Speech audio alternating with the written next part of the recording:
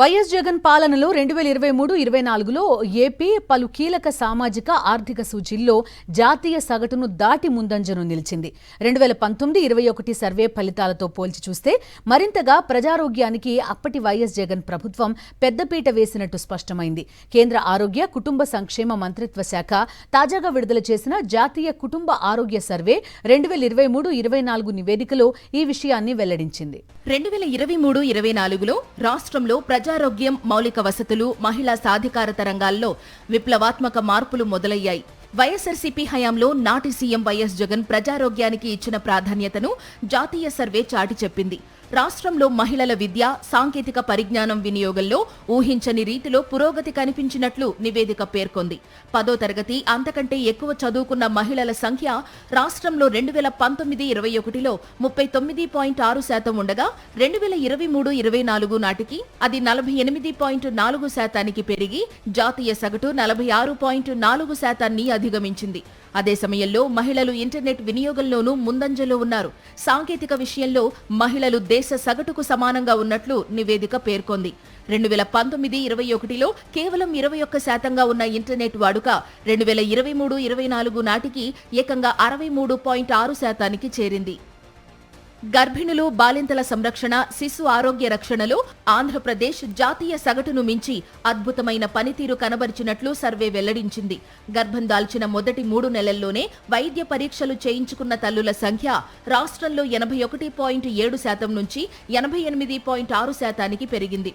ఇది జాతీయ సగటు 76.2% కంటే చాలా ఎక్కువ.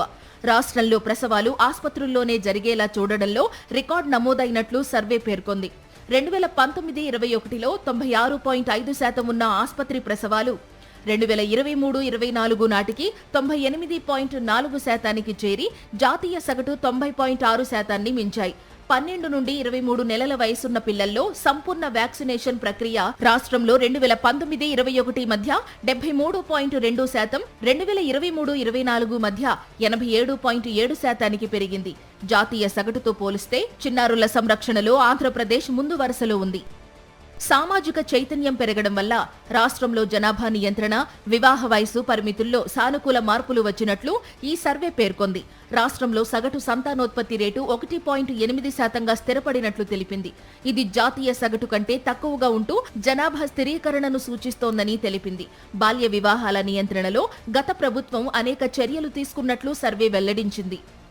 మహిళల ఆర్థిక భద్రత, కుటుంబ నిర్ణయాధికారాల్లో ఆంధ్రప్రదేశ్ దేశ సగటును దాటి దూసుకుపోయినట్లు సర్వే వెల్లడించింది.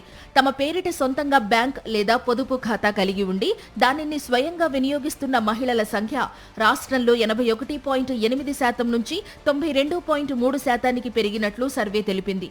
ఇది జాతీయ సగటు కంటే చాలా ఎక్కువ అని పేర్కొంది. గృహహింస 29.9% నుంచి 22.7%కి తగ్గింది. గ్రామీణ, పట్టణ ప్రాంతాల గృహాలకు మౌలిక వసతులు కల్పించడంలో ఏపీ మెరుగైన స్థానాన్ని నిలబెట్టుకున్నట్లు సర్వే ప్రకటించింది. రాష్ట్రంలో 99.7% ఇళ్లకు విద్యుత్ సౌకర్యం ఉండగా జాతీయ సగటు 98.3%గా ఉంది. 97.6% కుటుంబాలు సురక్షిత తాగునీటి వనరులను పొందుతుండగా దేశ సగటు 96.5%గా ఉంది.